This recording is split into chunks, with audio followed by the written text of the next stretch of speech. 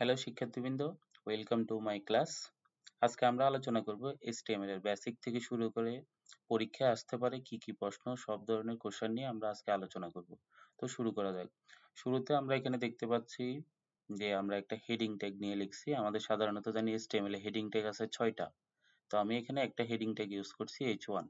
তো এভাবে HTML এ সবথেকে H1 হচ্ছে সবথেকে বড় হেডিং ট্যাগ আমরা এখানে যেটা ইউজ করছি। আমরা যদি আর সবথেকে ছোট হেডিং ট্যাগ বলা হয় H6। তো এই ধরনের একটা পরীক্ষায় অনেক সময় আমরা কোশ্চেন দেখতে পাই যেখানে H1 দিয়ে লিখতে বলে সবথেকে বড় হেডিং ট্যাগ, আর সবথেকে ছোট হেডিং ট্যাগ হচ্ছে H6। আমরা যদি H6 ইউজ করি এখানে, তাহলে দেখা যাচ্ছে আমরা যখন এটাকে সেভ করে এখানে ফ্রেশ করব, সাথে সাথে দেখা যাচ্ছে দ্বিতীয় লাইনটার জন্য সবথেকে ছোট একটা লাইন তৈরি হয়েছে। তাহলে হেডিং ট্যাগের মধ্যে এভাবে H2, H3, H4 আমরা ইউজ করে H1 থেকে H6 পর্যন্ত লিখবো। টোটাল 6টা হেডিং ট্যাগ। এরপর হচ্ছে আমরা কোনো একটা লেখা সাধারণত গাঢ় করার জন্য আমরা কি ইউজ করি? বোল্ড ট্যাগ ইউজ করে থাকি। বি ট্যাগ দিয়ে লিখি। সাপোজ আইসিটি লেখা, এটা আমাদের গাঢ় আছে। বি ট্যাগ বি ট্যাগটা আমরা অফ করে দিলাম এবং এটিকে সেভ করে যদি এখানে ফ্রেশ করি তাহলে আমাদের লেখাটা গাঢ় হয়ে যাবে।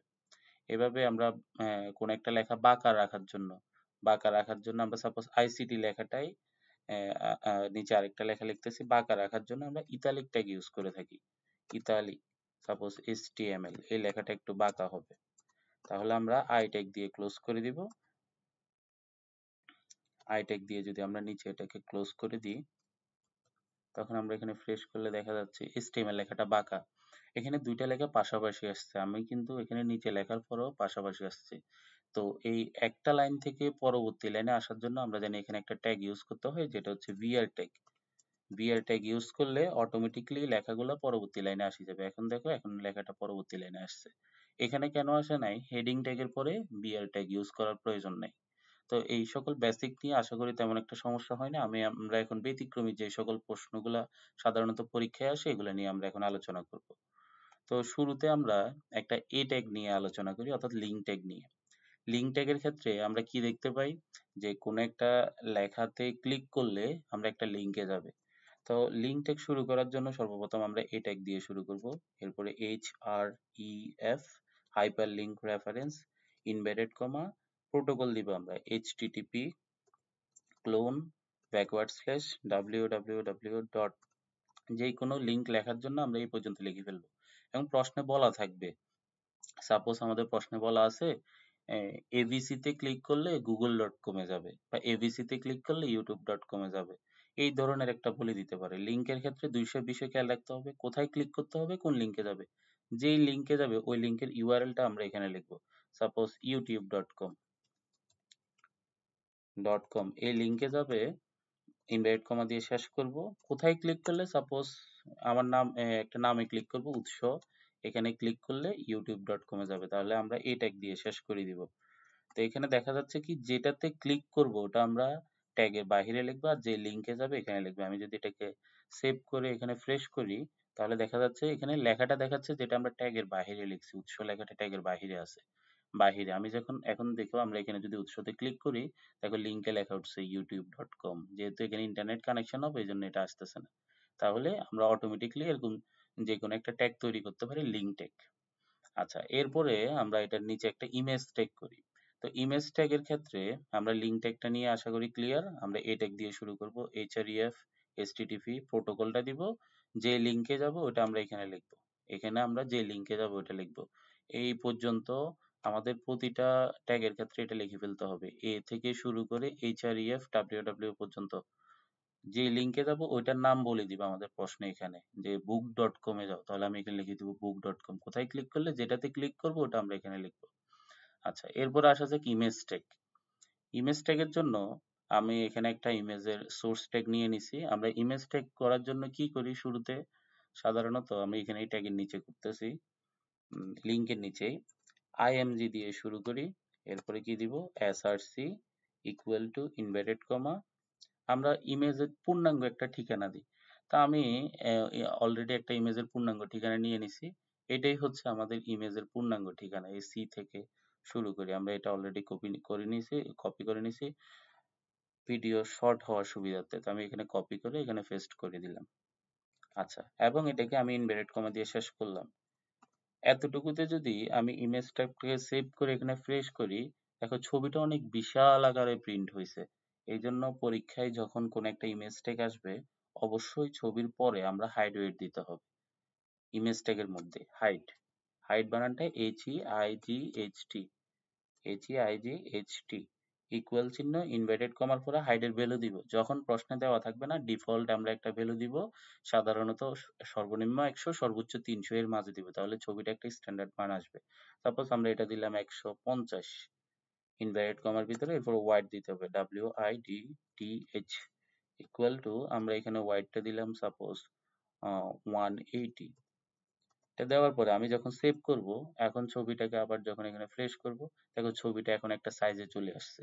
তাহলে ছবির যখন এরকম আমাদের নির্দিষ্ট একটা সাইজ না দেওয়া থাকে প্রশ্নে, তখন আমরা লিখে দিব। যদি প্রশ্নে আমাদের লেখা থাকে, প্রশ্নে অনেক সময় এরকম লেখা থাকতে পারে যে আমাদের 80, সাপোজ এরকম লেখা থাকে 80 গুণ 100, তাহলে এরকম একটা আমাদের দেওয়া থাকলে প্রথম মানটা সবসময় ওয়াইড হবে আর সেকেন্ড মানটা হবে হাইট। তাহলে আমরা এখানে ইমেজের ক্ষেত্রে হাইড ওয়েটটা বসাই দিব।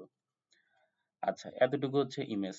আর ইমেজের মধ্যে অনেক সময় দেখা যায় যে কি ছবিটা লোড হতে না পারলে তখন অল্টারনেটিভ টেক্সট এর জন্য আসে, যে ছবি লোড হতে না পারলে আমাদের একটা লেখা দেখাবে, তখন আমরা এখানে ইমেজের পরে সর্বশেষ অল্ট ইউজ করব।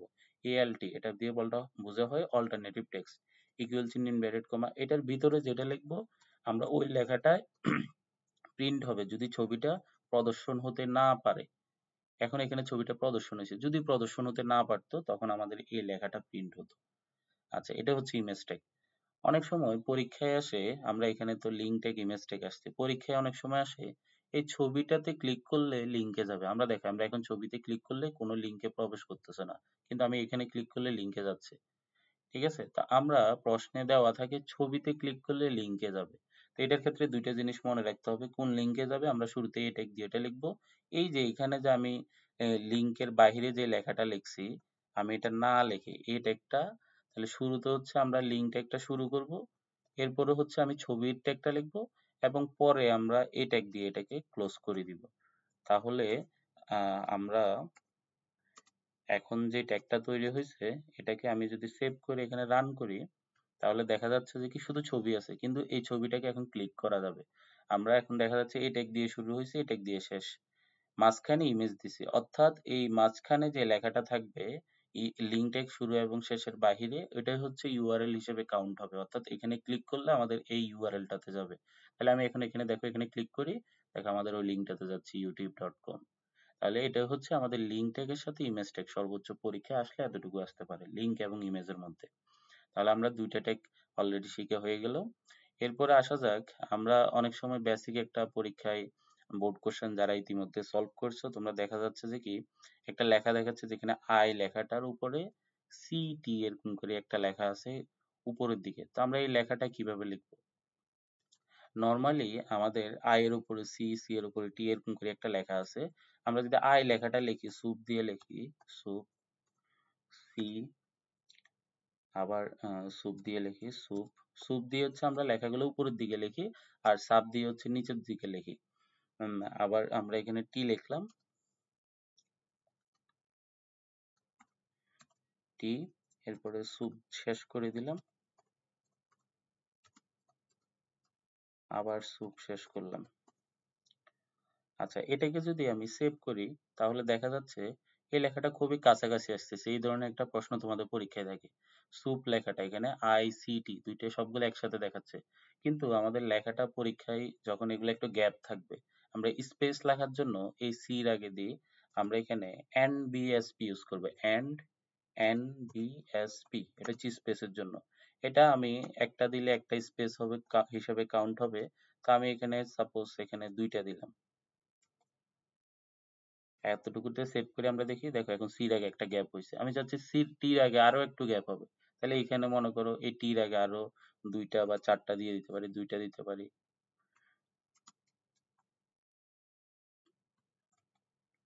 আমি এখানে ২ টা দিয়ে দিলাম এনবিএসপি, এখানে মনে করো আরেকটা বাড়াই দিলাম। আমি যদি এখন এটাকে সেভ করি, এখন এটাকে রান করলে দেখা যাচ্ছে টিটাও আমাদের সরে গেছে। তাহলে এরকম আই এর উপরে সি, সি এর উপরে টি, এইভাবে যদি সুপার স্ক্রিপ্ট আকারে লেখা থাকে তখন আমরা এনবিএসপি দিয়ে এই খালি ঘরের অংশগুলো করব। ঠিক আছে? তাহলে আই সি টি। আর লেখার নিচে রাখার জন্য সাপোজ কোন একটা লেখা নিচে লিখবো, এ টু, টু লেখাটা আমাদের নিচে থাকবে, তাহলে আমি এ লিখলাম। নিচে লেখার জন্য আমাদের লেখাটা কি দিয়ে লিখতে হবে? সাব দিয়ে লিখতে হবে, সাব। আমি সাব দিয়ে লিখবো, টু লিখলাম, সাব দিয়ে শেষ করে দিলাম। তাহলে আমাদের এখন যদি এটাকে রান করি, এর নিচে একটা লেখা আসবে এ টু। যেহেতু পরবর্তী লাইনে আসার জন্য আমরা এখানে কি ইউজ করতে হবে? বিআর ইউজ করতে হবে, বিআর। দেখো বিআর দিছি, নিচে আসি গেছে। তাহলে নিচে এবং উপরে লেখার জন্য আশা করি আমাদের আর সমস্যা হবে না। এরপরে আসা যাক, আমরা পরবর্তী ট্যাগটাতে আসি। পরবর্তী হচ্ছে আমরা এগুলা এখানে যা শর্টকাটে লিখে রাখছি, লিঙ্ক ট্যাগ। আমরা ইমেজ এবং ছবির ট্যাগ নিয়ে পড়ছি, আমরা এখন লিঙ্ক ট্যাগ নিয়ে করি। তো এখানে আমরা শুরুতে এই লিঙ্কটা, এখানে একটা লিঙ্ক ভিডিও শর্ট হওয়ার সুবিধার্থে আমরা লিখে রাখছি। এই লিঙ্কটা লিস্টটা আমরা একটু কপি করে নিই। আচ্ছা, এই লিস্ট করার আগে আমরা আগে বেসিক একটা লিস্ট করি। আমরা সাধারণত জানি অর্ডার লিস্ট, যেগুলো 1 2 3 এবিসি এই ধরনের লেখা থাকে, অর্ডার লিস্ট গুলো লেখার জন্য ওএল দিয়ে শুরু করা হয়। ওএল টাইপ দিয়ে লিখতে হয়, টাইপ। এই টাইপের পরে এখানে একটা আমরা অ্যাট্রিবিউট, টাইপ হচ্ছে অ্যাট্রিবিউট, অ্যাট্রিবিউটের মধ্যে ইনভার্টেড কমা দিয়ে অ্যাট্রিবিউটের ভ্যালু দিতে হয়। সাপোজ আমরা এখানে 1 দিলাম, তাহলে 1 2 3 দিয়ে এই ধরনের আমাদের লিঙ্কটা লেখা থাকবে। আমরা এখানে এলআই দিয়ে লিঙ্কের মানগুলো লিখবো, এলআই সাপোজ এইচটিএমএল, এলআই দিয়ে শেষ করলাম।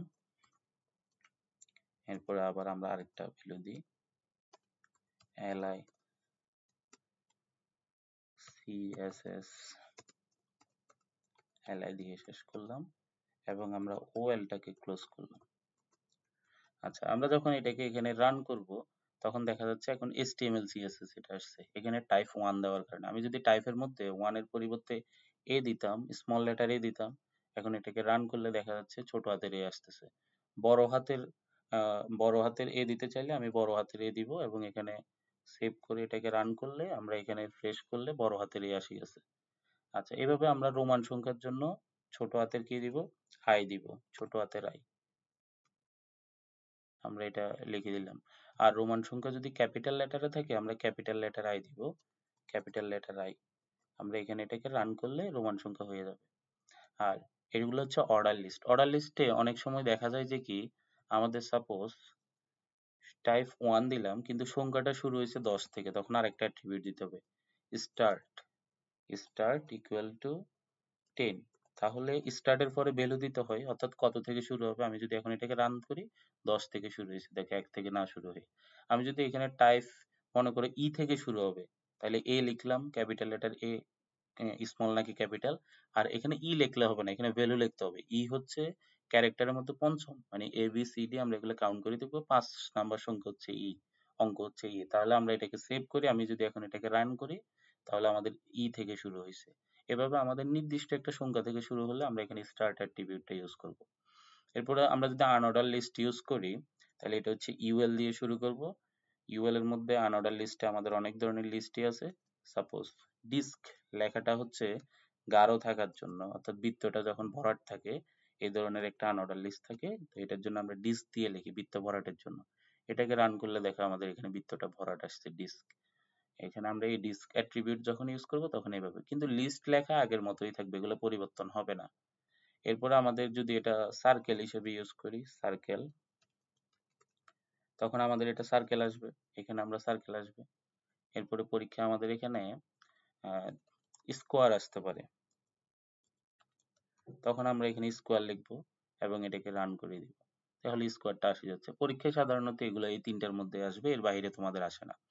আচ্ছা, অনেক সময় দেখা যায় যে কি, এই লিস্ট গুলা আমি যে এখানে লিখলাম, এখানে সবগুলা তো দুইটা তো একই রকম, কিন্তু দুইটা একরকম না হয়ে দুইটা ভিন্ন ভিন্ন রকম হয়। তখন ওই ক্ষেত্রে কি করবো, আমরা জাস্ট ইউএল দিয়ে শুরু করব, এলআই দিয়ে এখানে আমরা টাইপ দিব, যে এখানে টাইপ, এখানে স্কোয়ার দিলাম, এটার মধ্যে মনে করো আমরা টাইপ, এটার মধ্যে দিলাম আমি সার্কেল। তাহলে আমি যদি এটাকে সেভ করি, দেখো একই লিস্ট কিন্তু দুইটা ভিন্ন আসছে, একটা স্কোয়ার আসছে, একটা সার্কেল। এরকম একই লিস্টের মধ্যে যদি এক একটা ভিন্ন রকম থাকে তখন আমরা এইভাবে শুরু করব। এভাবে আমি যদি আরেকটা লিখি, নিচে মনে করে এটাকে কপি করে লিখলাম, এখানে নিচে আমরা দিলাম এটাকে, এবং এখানে দিলাম সাপোজ ডিস্ক। তাহলে দেখো আমরা একটা লিস্টের মধ্যে এরকম, আচ্ছা এটাকে সেভ করে আমরা এটাকে রান করলে দেখো ডিস্ক শো আসি গেছে। তাহলে এভাবে আমরা ভিন্ন একটা লিস্টের মধ্যে যখন ভিন্ন ভিন্ন চিহ্ন থাকবে, সিম্বল থাকবে, আমরা এভাবে ইউজ করব। আচ্ছা এখন আসা যাক পরীক্ষায় কি ধরনের লিস্ট আসবে। পরীক্ষায় আসবে আমাদের নেস্টেড লিস্টগুলা, যেখানে কয়েকটা লিস্টের সমন্বয়ে তৈরি। তো আমরা এখানে যদি দেখি, এখানে আমরা এই লিস্টটাকে কপি করে নিই, এটাকে রান করার পরে তারপর তাহলে আমরা বুঝতে পারবো কোন ধরনের লিস্টটা তৈরি হয়। আমরা এটাকে এখানে পেস্ট করলাম এবং সেভ করে রান করলাম। তাহলে দেখো এই ধরনের প্রশ্ন আমাদের পরীক্ষায় থাকে। দেখো এখানে হচ্ছে আমাদের একটা লিস্ট আছে আইসিটি ইকোনমিক্স, এই নামে একটা লিস্ট আছে। এই লিস্টের মধ্যেই আমাদের কি আছে, এই লিস্টের মধ্যে আমাদের এখানে লেখা আছে যে কিভাবে করব। প্রথমে আমরা ওয়েল টাইপ দিয়ে লিখবো, এই যে আইসিটির জন্য এটা। এরপর এলআই দিয়ে শুরু করে আমরা আইসিটি লেখাটা লিখলাম, অর্ডার লিস্ট যেভাবে শুরু করি। এবং এলআইটা পরবর্তী অর্ডারটা আসার আগে এখানে আরেকটা নতুন লিস্ট আসছে HTML CSS, এটা হচ্ছে আনঅর্ডার লিস্টের মধ্যে আছে। তাহলে আমরা ইউএল দিয়ে শুরু করে, এই যে ইউএল দিয়ে শুরু করে ইউএল দিয়ে শেষ করে দিব, এবং ভিতরে আমরা লিস্ট গুলো লিখবো, এখানেই শেষ করে দিব ডিস্ক। এবং এই লিস্টটা লেখা শেষ, পরবর্তীতে আমরা পরের এলআইতে আসবো। এই টু ইকোনমিক্স এর জন্য আমাদের এখানে পরে এলআই যেটা আসছে এটাতে আসছে এলআই ইকোনমিক্স, এলআই দিয়ে শেষ। এরপরে আমরা এটা একটা অর্ডার লিস্ট ই থেকে শুরু হয়েছে এই জন্য ওয়েল টাইপ এ স্টার্ট 5 দিছি, যেহেতু 5 নাম্বার থেকে শুরু হয়েছে। ডিমান্ড সাপ্লাই যেগুলো লেখা আছে এলআই দিয়ে লিখলাম এবং ইউএল শেষ করলাম। সর্বশেষ আমরা এই ওএলটাকে শেষ করব, এলআই না লিখে এখানে ওএলটাকে শেষ করব। ওএল অর্ডার লিস্টটা আমাদের সর্বশেষ শেষ হয়ে যাবে।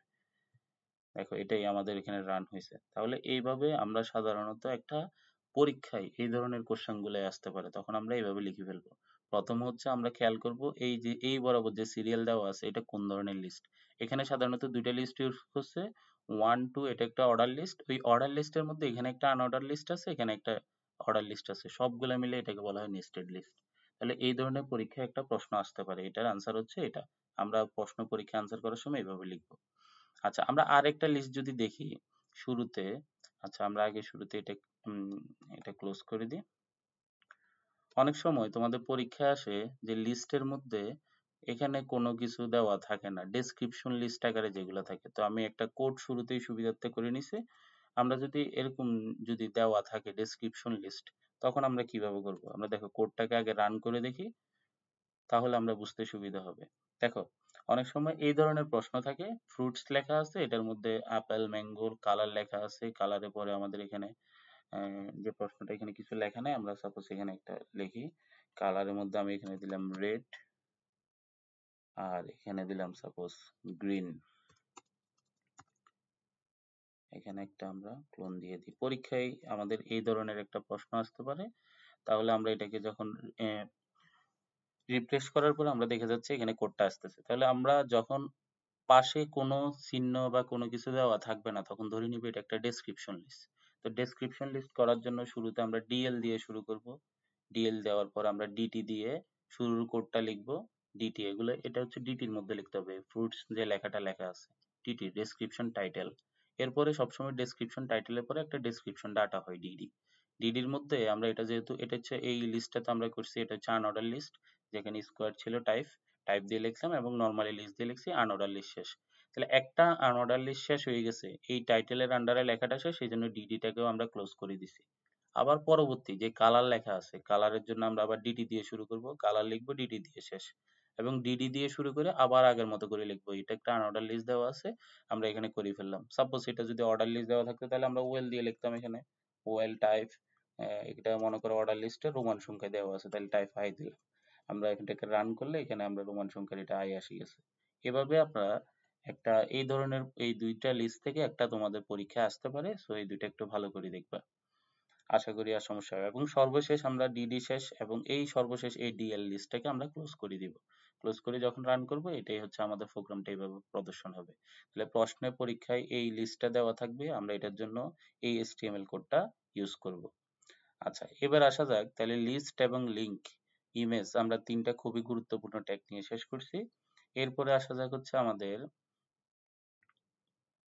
টেবল ট্যাগ, আমরা এখন টেবল ট্যাগ নিয়ে আলোচনা করব। তো আমরা শুরুতে এই লিস্ট ট্যাগটা কেটে দিচ্ছি। ট্যাবলের ক্ষেত্রে আমরা এখানে একটা বেসিক ট্যাবল করে রাখছি পূর্বে থেকে। আমরা এই ট্যাবল কোডটাকে কপি করে নিচ্ছি, কপি করে আমরা যেখানে রান করি এখানে লেখাটা লিখে রাখি। আচ্ছা, ট্যাবলের শুরুতে কি করবো, আমরা ট্যাবল বর্ডার 1 দিয়ে লিখবো। বর্ডারের ভ্যালুটা সবসময় 1 দিবা, টিআর দিয়ে শুরু করলাম। এখানে একটা রো দেওয়া আছে, আমরা এটাকে যদি রান করি তারপরে দেখতে পারবো, তাহলে আমাদের বুঝতে সুবিধা হবে। ট্যাবল দিয়ে আমি ক্লোজ করে দিই এবং এটাকে রান করি। তাহলে দেখো এখানে একটা ট্যাবল তৈরি হয়েছে, ঠিক আছে। ট্যাবলের বর্ডার 1, আমরা শুরুতে বর্ডার নিয়ে আসা যাক, পরীক্ষা অনেক সময় আসে ট্যাবলের বর্ডার ভ্যালু কখন দেখা যায় না। আমি যদি ট্যাবলের বর্ডার এখানে 0 দিয়ে এটাকে সেভ করি, দেখো আমি যদি এটাকে রান করি তাহলে বর্ডারটা থাকবে না, বর্ডার নাই, ট্যাবল আসবে কিন্তু বর্ডার থাকবে না। এই জন্য ট্যাবলের ভ্যালু সবসময় 1 দিবা। এই 1 দিয়ে আমি যখন এটাকে রান করবো তখনই বর্ডারটা আসবে। আচ্ছা, এখানে রো আছে, আমরা দেখা যাচ্ছে এখানে রো আছে 3টা, এ একটা রো, তারপর আইসিটি ব্ল্যাঙ্ক ঘর আছে 102, এটা একটা রো, তারপর উৎস H2 নিচে লেখা আছে, এটা একটা রো। এইভাবে 3টা রো আছে, অনুরূপভাবে আমাদের 3টা কলামও আছে এখানে, 3টা কলাম। তো আমরা প্রথম রো লেখার জন্য টিআর দিয়ে শুরু করলাম। টিএইচ লিখবো কখন, যখন লেখাটা গাঢ় থাকবে। গাঢ় থাকলে আমরা টিএইচ দিয়ে শুরু করব, লেখাটা লিখবো, টিএইচ দিয়ে শেষ। প্রতিটা বক্সের জন্য এখানে যতগুলা বক্স থাকবে প্রতিটা বক্সের জন্য এক একটা ভ্যালু হবে, টিএইচ দিয়ে শুরু, টিএইচ দিয়ে শেষ। এরপরে টিএইচ, এখানে দেখো এই যে লেখাটা এ লিখছি, সাপোজ এখানে আমি একটু চেঞ্জ করে দিই, এখানে রুল লিখলাম। এই যে রুল লেখাটা দুইটা বক্সকে, দুইটা কলামকে একসাথে সংযুক্ত করছে। এই যে কলাম আছে এই কলামটার সাথে এবং এই কলামটা দুইটাকে একসাথে করছে। তো কলামগুলোকে একসাথে করার জন্য আমরা কি দিব, কল স্পান। কয়টাকে একসাথে করছে, দুইটাকে, এই জন্য কল স্পান 2 ইউজ করছি আমরা এখানে, কল স্পান 2 এবং টিএইচ দিয়ে শেষ। এই লাইনের পরে আর কোনো কিছু নেই, আমরা টিআরটাকে ক্লোজ করে দিব। তাহলে প্রথম লাইনটা শেষ, প্রথম রোটা শেষ। টেবল গুলো করা হয় রো ওয়াইজ, একটা রো করব, এরপরে পরবর্তী রোতে আসবে। দ্বিতীয় রোতে কি আসে, আমাদের এই আইসিটি লেখাটা আছে এবং এখানে একটা খালি ঘর আছে এবং এই যে কলাম স্পান হয়েছে এটা আছে। তাহলে সেকেন্ড রোটা শুরু করলাম টিডি দিয়ে। আমরা টেবল ডাটার জন্য আমরা যে লেখাগুলো নর্মালি থাকবে তখন আমরা টিডি ইউজ করব। লেখাগুলো গাঢ় থাকলে টিএইচ। আমি যদি প্রথম লেখাগুলো এরকম টিডি দিয়ে লিখতাম তাহলে আমাদের লেখাটা গাঢ় না, নরমালি হয়ে যেত। দেখো আমরা এটাকে রান করলে এবিসিতে এখন নরমাল চলে যাবে। টিডি টিএইচ যখন দিবে তখন গাঢ় আসবে। ট্যাবল ট্যাগের মধ্যে বোল্ড ট্যাগ ইউজ করার প্রয়োজন নাই, এগুলো অটোমেটিকলি গাঢ় আসবে টিএইচ ইউজ করলে। আচ্ছা, সেকেন্ড রোতে আসা যাক। সেকেন্ড রোতে আমরা টিআর দিয়ে শুরু করলাম। ট্যাবল ট্যাবলের মধ্যে আমরা টিডি দিয়ে, এখানে দেখো আইসিটি লেখাটা কাটা আছে, কাটা থাকলে আমাদের কি হবে, ডেল। আইসিটি দিয়ে লিখলাম, ডেল দিয়ে শেষ, ডিলেট ট্যাগ ধরে একটা বক্স শেষ, টিডি শেষ। কোনো একটা বক্সে ফাঁকা রাখার জন্য টিডি দিয়ে শুরু করব, টিডি শেষ এবং মাঝখানে আমরা এন্ড এনবিএসপি এই লেখাটা লিখবো। এটা দিয়ে ফাঁকা বোঝানো হয়, স্পেস বোঝানো হয়, টিডি শেষ। এরপরে আমাদের এই যে রো হয়েছে পুরাটা কিন্তু এই প্রথম এই রো এর সাথে চলে আসবে। তাহলে আমরা এখানে টিডি দিয়ে শুরু করলাম, রো স্পান 2। রো স্পান 2 কেন হয়েছে, এই যে উপরে নিচে দুইটা রো কে একসাথে করছে এই জন্য রো স্পান 2। বেলাইন টপ দিছি, আমরা লেখাটা উপরে আছে দেখো এই লাইনের সাথে। আমি যদি বেলাইন টপ না দিতাম তাহলে কি হতো, আমরা এটা দেখি বেলাইন টপ দেওয়ার কারণে লেখাটা উপরে আসছে। আমি যদি বেলাইন টপ না দিয়ে আমি যদি বেলাইন বটম দিই তখন কি হবে আমরা দেখি। আচ্ছা, অ্যালাইন আর বেলাইন কখনো বেলাইন ইউজ করা হয় উপরে নিচে পরিবর্তন করার জন্য, টপ এবং বটম। অ্যালাইন ইউজ করা হয় ডানে বামে মাঝখানে এগুলোর জন্য। যেরকম আমাদের এখানে রুল লেখাটা কোন পাশে আছে, মাঝখানে আছে। আমি যদি এটাকে ডান পাশে লিখতে চাই আমি এখানে লিখতে হবে align equal to inverted comma right. আমি যদি এটাকে ডান পাশে লিখতে চাই, আমি যখন এটাকে সেভ করব তাহলে দেখা যাচ্ছে আমাদের লেখাটা ডান পাশে চলে আসছে। সরি, এখানে লেখাটা আমরা সেভ করি নাই, RIGH স্পেলিং মিস্টেক হলে এটা কাজ করবে না। রাইট ইনভার্টেড কমা দিয়ে আমরা এখানে শেষ করলাম। এখন আমি যদি এটাকে রান করি তাহলে দেখা যাচ্ছে রুল লেখাটা ডান পাশে আসছে। আচ্ছা, এরপরে তাহলে অনুরূপভাবে অ্যালাইন হচ্ছে পাশাপাশি পরিবর্তন করার জন্য, বামে মাঝখানে ডানে এগুলোর জন্য। মাঝখানের জন্য সেন্টার ইউজ করি, বামের জন্য লেফট আর ডানের জন্য রাইট। বেলাইন হচ্ছে উপর নিচে পরিবর্তনের জন্য, উপরের জন্য টপ, নিচের জন্য বটম। আচ্ছা এখন দেখো তাহলে আমরা এখানে রো স্পান 2 দিছি কেন? দুইটা রো কে একসাথে করছে, এই দুইটা রো কে 2 দিছি, আর বেলাইন বটম দিছি, লেখাটা নিচে আসছে এই জন্য। আর এটা না দিলে কি হতো, বেলাইন বটম, তাহলে আমাদের লেখাটা নর্মালি মাঝখানে আসতো।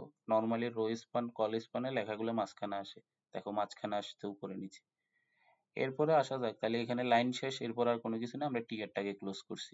সর্বশেষ লাইনে উৎস এবং এখানে H2 লেখা নিচে আছে, তাহলে আমরা এখানে টিয়ার দিয়ে শুরু করলাম, টিডি দিয়ে, এই যে উৎস লেখা আছে টিডিটা ভিতরে লিখলাম এবং টিডি দিয়ে শেষ।